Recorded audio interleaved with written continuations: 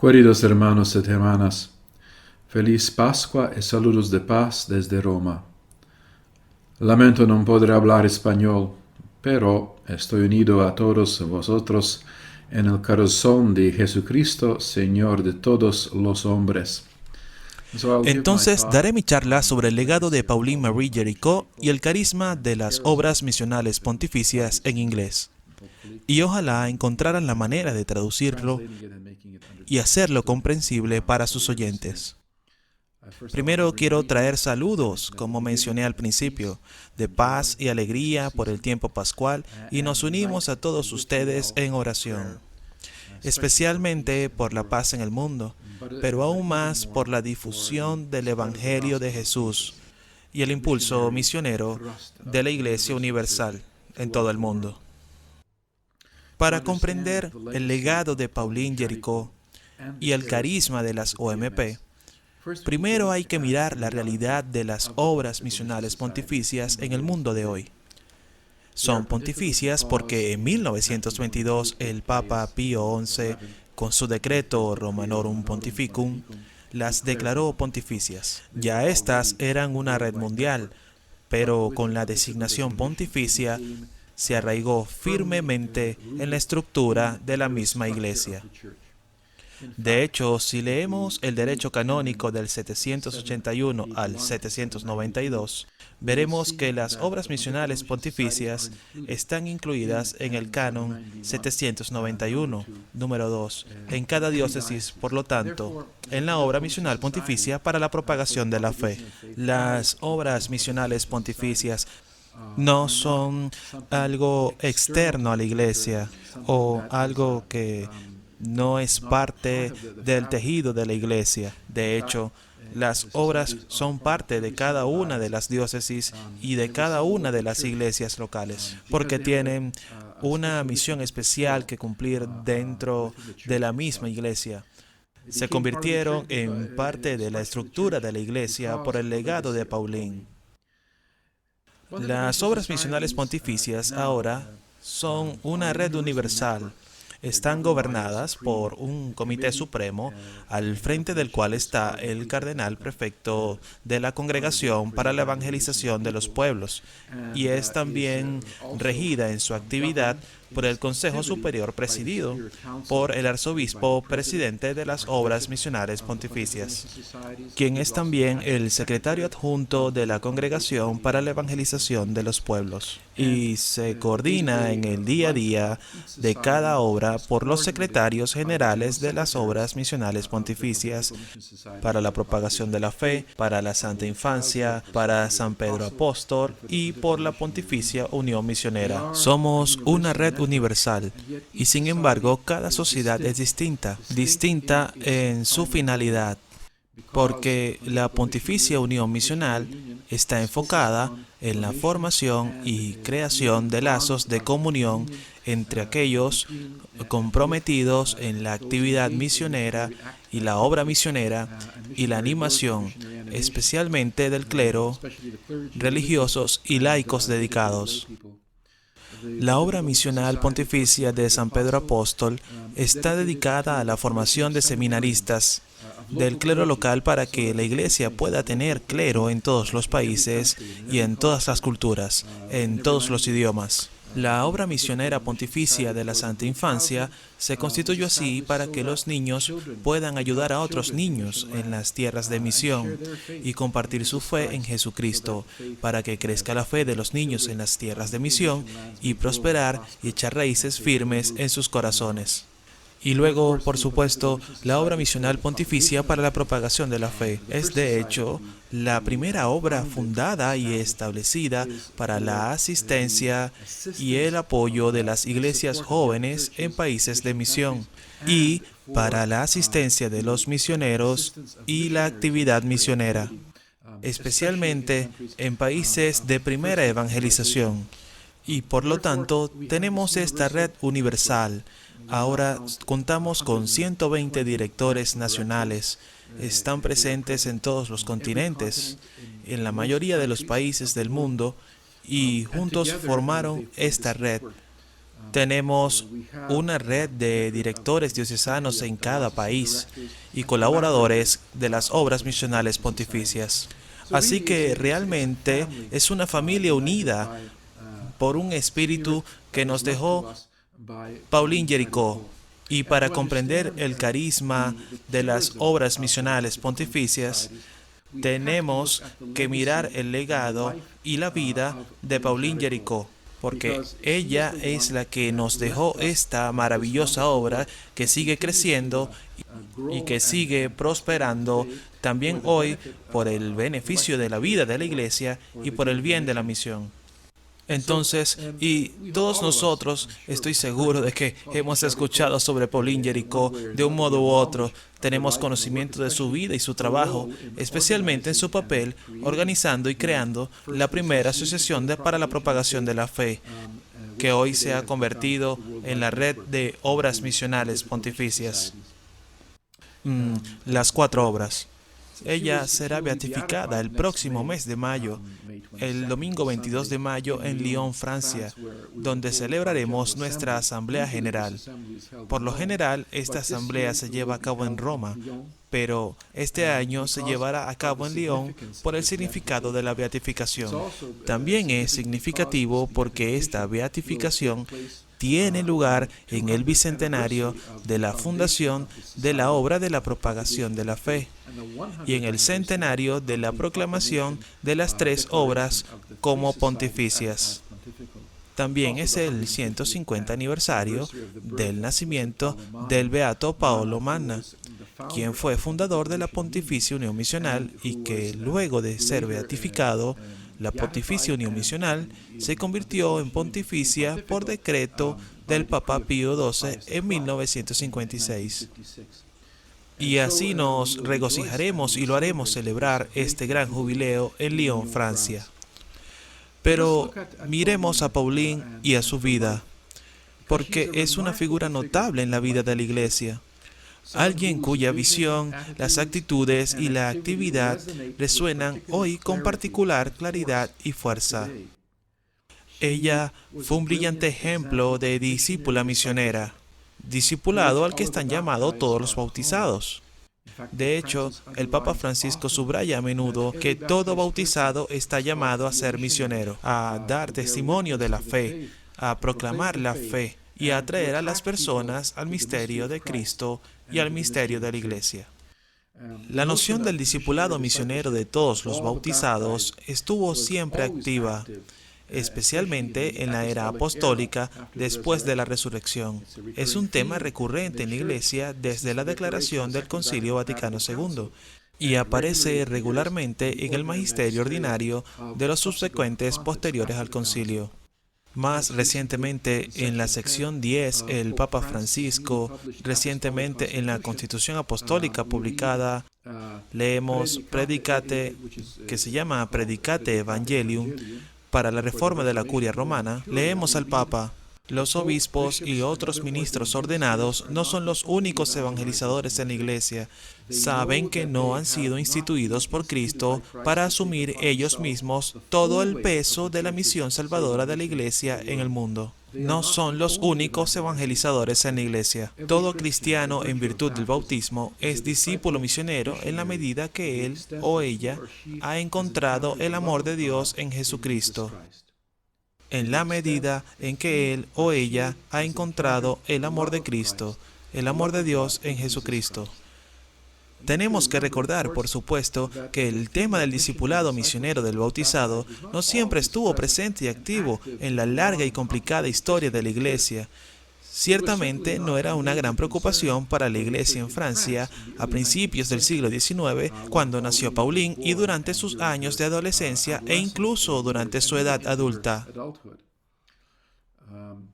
Pauline, por supuesto, nació en Lyon, Francia, justo al final de la Revolución Francesa, 22 de julio de 1799, la última de 7 hijos de Antoine Jericó y John Latier, y fue bautizada el mismo día. Sus padres eran de clase media. Su padre era de origen humilde, pero muy trabajador, y supo amasar un capital significativo para ingresar al mundo de la manufactura. La familia era propietaria de una fábrica de seda en la ciudad de Lyon y estaba bastante bien. Ambos padres estaban muy comprometidos a la monarquía que había caído durante la Revolución. También estaban firmemente arraigados en la iglesia y eran fieles a su vida católica. De hecho, se dice que la familia fue a misa diaria a las 4 de la mañana y practicaba otras devociones en el hogar. Pero para poder apreciar la vocación misionera de Pauline es realmente importante considerar el hecho de que nació al final de la Revolución Francesa, en el mismo año en el que Napoleón Bonaparte derrocó a los gobiernos revolucionarios existentes e inició un proceso que acabaría desembocando en la creación de la Tercera República en 1870, mucho después de la muerte de Pauline. Fue un periodo de relativa estabilidad tras la extrema inestabilidad y los estragos de la revolución, pero también fue el preludio del comienzo de la revolución industrial, que, con todos sus problemas que crearon, fue una época de capitalismo descontrolado con efectos devastadores para los trabajadores. En algunos lugares de las fábricas establecieron 17 horas de trabajo al día, sueldos que a menudo eran tan escasos que el salario semanal del trabajador a menudo no era suficiente ni siquiera para alimentar a la familia. Esto llevó a la ruptura de la familia, incluso llevó a la prostitución de niños y familiares, simplemente para sobrevivir. Esto acabó provocando rebeliones por parte de los trabajadores. Pauline estaba en el comienzo de su adultez y fue testigo presencial de la muerte de un trabajador, rebelión que se saldó con numerosos muertos y heridos en las calles de Lyon. Durante el tiempo de su infancia, adolescencia, años de juventud e incluso hasta la adultez, las viejas instituciones como la Iglesia experimentaban una enorme presión de los poderes políticos que cambiaban constantemente en Francia. La Iglesia, que una vez ocupó un lugar privilegiado en la sociedad francesa a finales de la Revolución, tenía gran parte de sus instituciones y propiedades confiscadas y muchos clérigos de alto cargo graves ejecutados o enviados al exilio. Su influencia cultural también estuvo bajo ataque, con esfuerzos por despojar la vida civil de elementos religiosos como domingos, fiestas, santos, oraciones, rituales y ceremonias. Incluso se intentó introducir un nuevo calendario secular. Por supuesto, todos estos intentos fallaron. Cuando nació Pauline, sin embargo, fracasaron porque para cuando nació Pauline hubo una reacción significativa contra estos intentos de secularizar la sociedad francesa e igualmente intensas reacciones contra un intento de imposición de la cultura secular, en la mayoría que aún estaba ligada a la fe cristiana. De hecho, fue un período de gran fervor religioso y misionero. Se fundaron muchos institutos misioneros para las misiones, los misioneros oblatos de María Inmaculada, mi propia orden, los oblatos de la Virgen María, el Instituto Pontificio para las Misiones Extranjeras, por nombrar algunos. El fervor misionero acabaría también por capturar la imaginación y el corazón de Pauline. Ese fue el contexto en que nacieron nuestros fundadores. Una situación que estaba madura para la creación de la obra pontificia para la propagación de la fe. Aunque fue criada en una familia católica tradicional, sin embargo, Pauline no era especialmente piadosa y su interés no era ciertamente en la vida de la iglesia. Cuando era niña, hasta los 16 años, se centraba en su estatus social, sobre la última moda, sobre las reuniones sociales, los bailes, otros eventos sociales. Ella llevaba un estilo de vida muy mundano.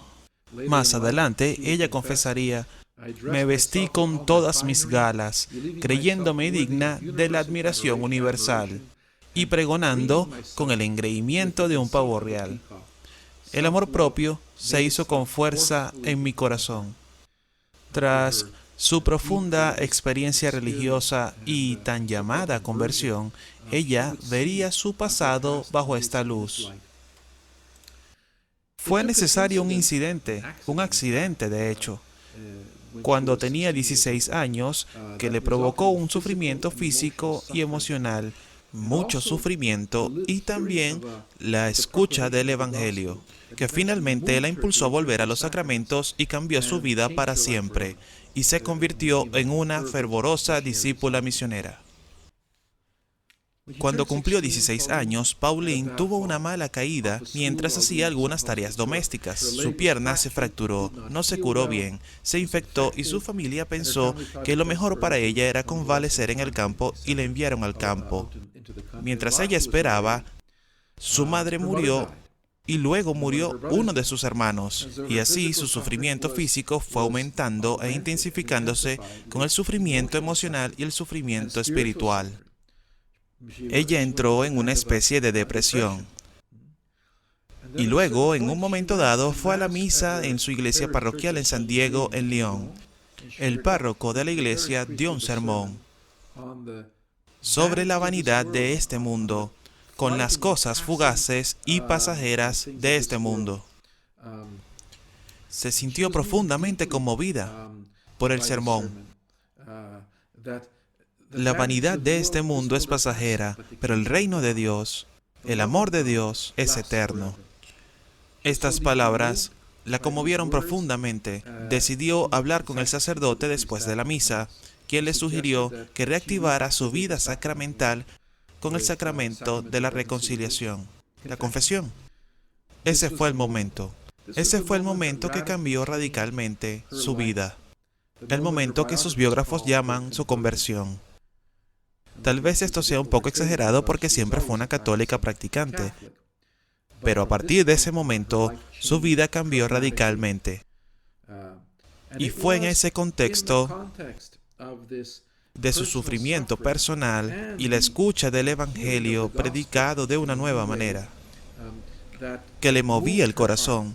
Le movía el corazón a una sed profunda de venir a conocer a Jesús a un nivel muy personal e íntimo. En cierto modo, fue un verdadero despertar provocado por el encuentro personal con el Señor resucitado.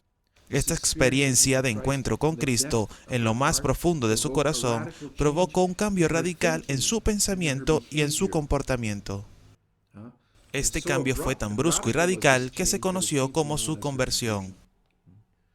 Los primeros frutos de esto, la primera etapa de su vocación misionera, fue su profundo deseo y celo por una profunda unión e intimidad con Jesús, lo que la llevó a una profunda vida de oración personal. Pasó muchas horas antes de la adoración del Santísimo Sacramento rezando el rosario. Ella anhelaba experimentar esa intimidad con Cristo, como nada que hubiese experimentado antes. Ella quería estar cerca del Señor, pasar tiempo con Él en la oración. De hecho, una profunda vida de oración fue el primer efecto de su despertar espiritual. La oración seguiría siendo el fundamento de su vida personal y de su misión. Se convertiría en la columna vertebral de sus iniciativas y proyectos. Y esto es importante para las obras misionales pontificias y para la propagación de la fe y para todas las obras misionales pontificias, porque un elemento de su carisma era el elemento de la oración. No puede haber obras misionales pontificias sin oración y sin una profunda comunión con Jesús. Y por eso, durante el mes de octubre, el penúltimo domingo de octubre, es el Domingo Mundial de las Misiones. Lo primero y más importante de este Domingo Mundial de las Misiones es que la Iglesia Universal reza por las misiones, reza por la evangelización del mundo. En cada comunidad, en cada pequeña misión, en cada parroquia, en cada diócesis, en todo el mundo. Esto es fundamental y fundacional, y debe formar parte de todos quienes participan en las obras misionales pontificias. Poco después de su despertar espiritual, cumplió 17 años e hizo un voto privado de virginidad perpetua en su iglesia parroquial el día de Navidad. Ella quería estar completamente dedicada a Cristo y se mantendría fiel a ese voto hasta la muerte. Pero nunca se convirtió en una religiosa, no tenía ningún deseo o indicio de convertirse en un miembro de un instituto de vida consagrada o de vida apostólica.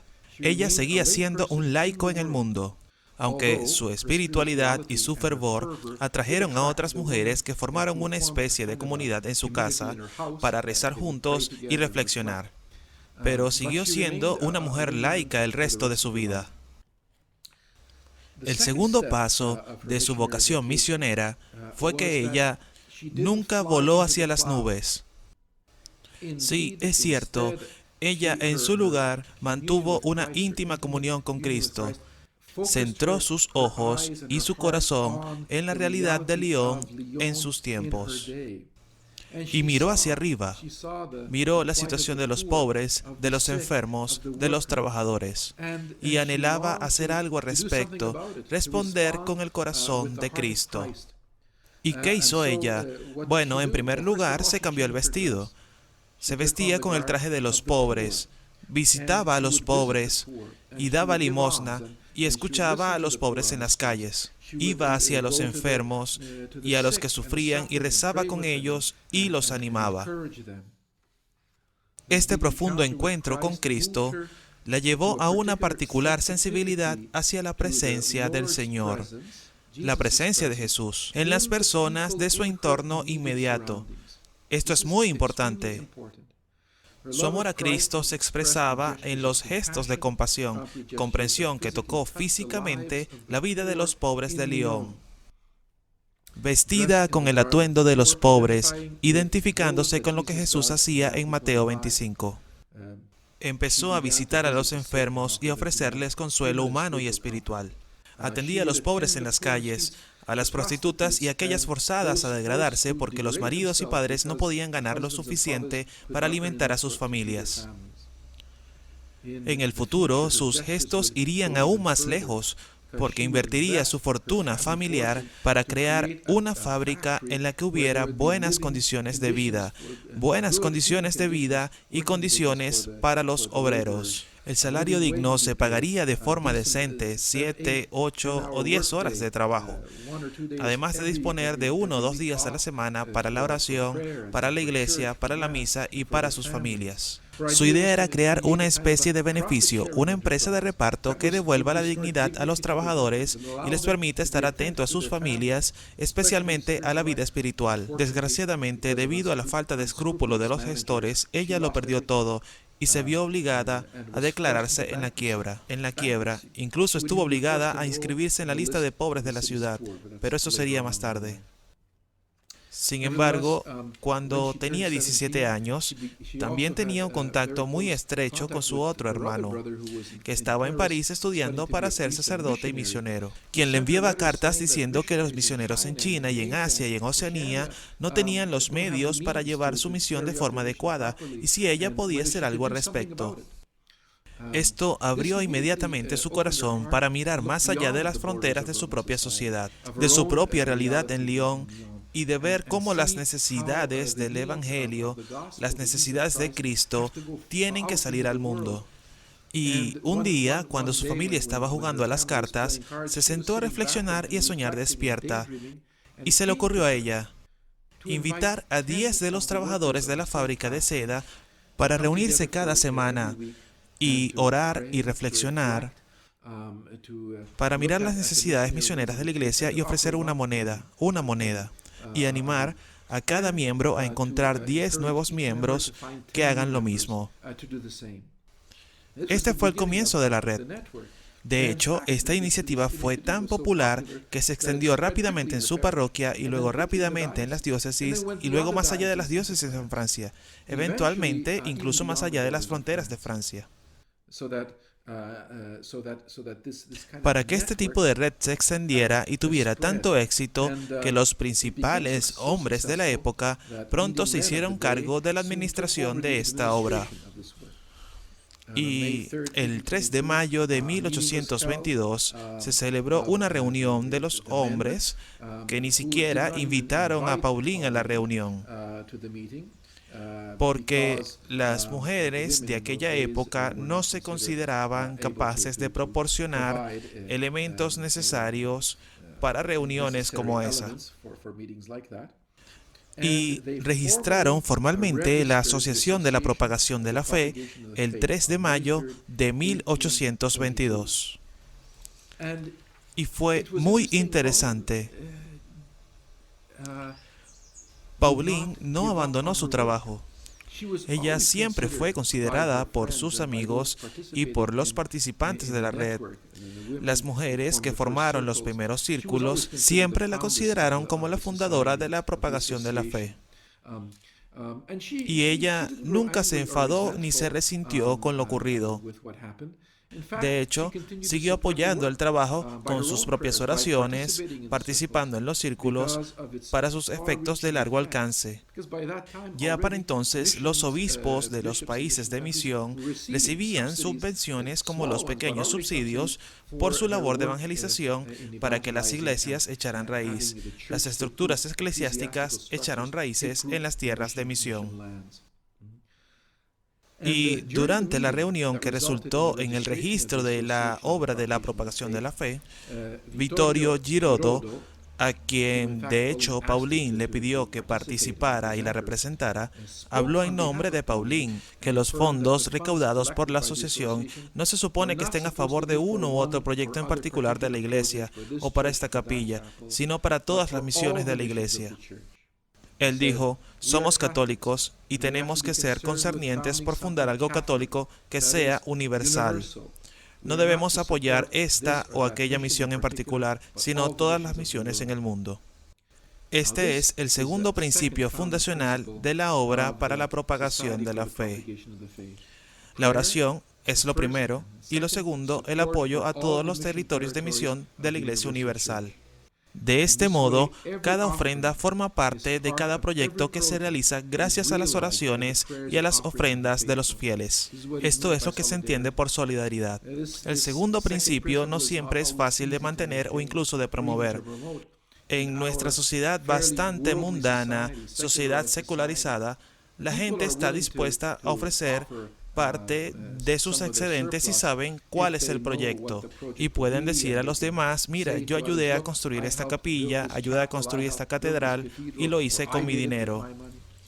Pero el carisma que nos dejó Pauline no era para que ayudara a ofrecer para este proyecto o aquel proyecto, sino para que rezáramos por la evangelización de todo el mundo y para el éxito de cada misión y cada diócesis, y que las estructuras eclesiásticas sean instituidas y arraigadas en todo el mundo, en todas partes del mundo. Y que si compartimos nuestros dones de nuestros bienes materiales en solidaridad con la Iglesia Universal, que estos regalos se destinen a todos los proyectos. Y ese es precisamente el segundo elemento en los cuidados y la oración y el apoyo de todos los proyectos. Más tarde, por supuesto, encontraría el rosario viviente, que al principio no fue bien recibido por algunos sacerdotes y abiertamente opuesto por otros. Pero la iniciativa como la propagación de la fe fue el futuro de la oración de Pauline y el deseo de llevar a las personas a una unión más profunda con el Señor, meditando los misterios del rosario y rezando por la intersección de la Virgen. Para que el Evangelio sea activo en todo el mundo, el rosario viviente fue aprobado formalmente por el Papa Gregorio XVI y según el Estatuto Canónico el 27 de enero de 1832. Para cuando Pauline murió, la asociación contaba con más de 2,5 millones de miembros.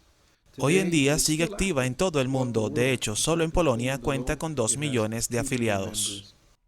Pauline sufrió durante toda su vida, tanto física como emocionalmente, y en manos de administradores sin escrúpulos de su patrimonio. Pasaría los últimos años de su vida inscrita en la lista oficial de los pobres de Lyon, pero nunca se amargó. Ella siempre estaba llena de alegría, con acción de gracias y humildad, y el deseo de llevar incluso a los que la habían engañado para que volvieran a comulgar con Cristo, para que se reconciliaran y experimentaran la alegría del amor de Dios.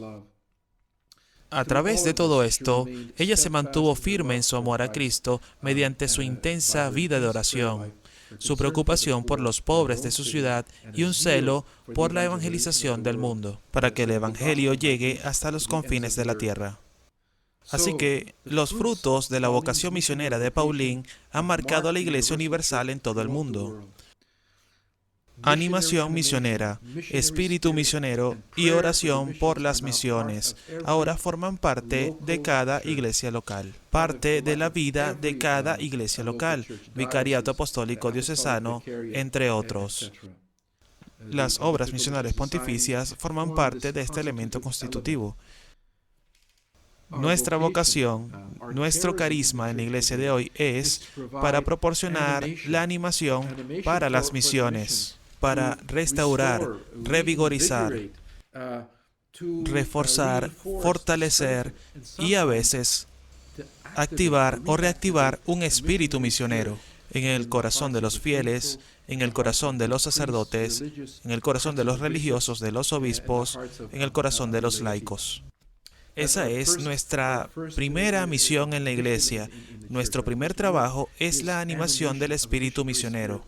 Y solo esto puede ocurrir promoviendo un profundo encuentro personal con Jesucristo en la oración.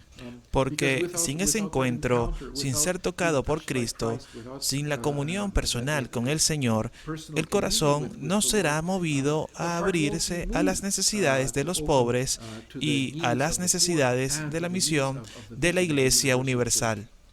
Así que entonces, esto es lo primero, la animación misionera. Y en segundo lugar es promover y animar, mirar más allá de las propias fronteras, ver el gran número de personas que aún no han oído del Evangelio o no han conocido a Jesús, el Señor resucitado. E incluso en países que han sido cristianos durante siglos, que se han alejado de la fe, que se han alejado de la comunión con el Señor. Así que hay que trabajar también a nivel local, pero sobre todo mirar más allá de las propias fronteras, no estar prefijado y fijado en lo propio, sino ver las necesidades de la Iglesia universal más allá de nuestra frontera. Entonces, para todos los que compartimos el carisma de las obras misionales pontificias, especialmente la obra misional pontificia para la propagación de la fe, tenemos tres pilares fundamentales de la vocación misionera de Pauline, que es también los pilares de su carisma y su legado, y el carisma de nuestra red mundial universal de oración, animación y solidaridad, caridad para las misiones. En primer lugar, el auténtico celo misionero es consecuencia de un profundo encuentro con Jesucristo. Esto lo tenemos que promover donde estemos. En segundo lugar, el auténtico celo misionero llama a una vida de oración y de profunda comunión con Cristo, en los sacramentos y en la oración personal. 3. El auténtico celo misionero hace que uno sea sensible a los pobres y a las necesidades del propio patio y a la propia situación particular. Y cuarto, el auténtico celo misionero nos abre al mundo, nos mueve a mirar más allá de la propia etnia, grupo, la propia nación y el propio continente. Aunque haya tantos grandes problemas en mi situación particular, mi país, mi ciudad, mi barrio, sin embargo, debemos mirar más allá para que veamos las necesidades de evangelización en todo el mundo. Así que les dejo con este pensamiento al concluir mi charla sobre el legado de Pauline Jaricot y el carisma de la obra misional pontificia para la propagación de la fe y las 4 obras misionales pontificias. Veamos de cerca la vida de Pauline. Tenemos que ver lo importante que fue para ella el encuentro personal con Cristo, como en su sufrimiento y en su corazón abierto al anuncio del Evangelio. Algo cambió dentro de ella y algo le dio una alegría tan grande, un deseo tan grande de vivir y de dar y promover las necesidades misioneras de la Iglesia. Tenemos que vernos en esa realidad. Y nosotros, como miembros de la Red Mundial de las Obras Misionales Pontificias, necesitamos entender nuestro carisma. En primer lugar, es promover esa comunión con Jesús, la unión con Él, para promover la animación, para que otros se animen, para revigorizar el celo misionero en su corazón. Pero el celo misionero solo puede venir de esa unión con el Señor. Mi profundo amor por Jesús surgió de eso y por la iglesia que estableció con su propio sacrificio, su muerte y su resurrección, y a quien guía y vigoriza con el Espíritu Santo enviado por el Padre y el Hijo. Y este carisma que nos ha dejado Pauline está relacionado con esa animación, oración, animación y animar a la gente a dar lo que puede dar en apoyo a la misión universal de la Iglesia, especialmente para entender que como miembros de la solidaridad entre ellos, cada uno de nosotros, sea cual sea su donación, incluso la más pequeña, forma parte de cada proyecto, de cada subsidio en todo el mundo. Y por último, como nota práctica, la obra misional pontificia para la propagación de la fe participa en la ayuda material a más de 1000 diócesis en el mundo de la misión. La mayoría de las escuelas reciben subsidios ordinarios para los catequistas que trabajan en las diócesis, especialmente en las diócesis y en las iglesias locales que económicamente han sido muy desafiadas, por lo que los laicos bien formados podrían ser una especie de motores de evangelización en sus iglesias locales. Los catequistas, que desempeñan un papel tan importante en la vida de la Iglesia, especialmente en las iglesias misioneras en la tierra de misión, subsidios para proyectos de formación, medios de transporte para los misioneros, estructuras físicas como capillas, iglesias, conventos, viviendas para párrocos y para obispos y centros pastorales, escuelas clínicas, todas estas cosas refuerzan la vida de la iglesia local e incluso los prelados jubilados de los países de misión que no tienen subsidios reciben subsidios para que puedan tener al menos una vida y una atención sanitaria decente. Pero también la obra misional pontificia para la propagación de la fe sostiene 5 colegios romanos para la formación de sacerdotes y religiosos, hermanas de los países de misión que vienen a Roma para ampliar sus estudios, estudios avanzados, licenciaturas, doctorados, para que puedan volver a sus diócesis y ser un recurso para la iglesia local. Así que todo esto también es importante. De las donaciones que vienen del Domingo Mundial de las Misiones, una parte de ella, un gran porcentaje de ella también es entregado a la Congregación para las Iglesias Orientales, para que sus proyectos misioneros, entre otros, también puedan ser apoyados económicamente. Así que esta es la gran obra que Pauline nos dejó. Comenzó con algo muy pequeño, 10 personas rezando el rosario y dando un centavo, y ahora es una red mundial universal para el apoyo de la misión de la Iglesia Universal y el apoyo de todas las iglesias jóvenes en los territorios de misión. Les agradezco su colaboración por compartir este gran trabajo.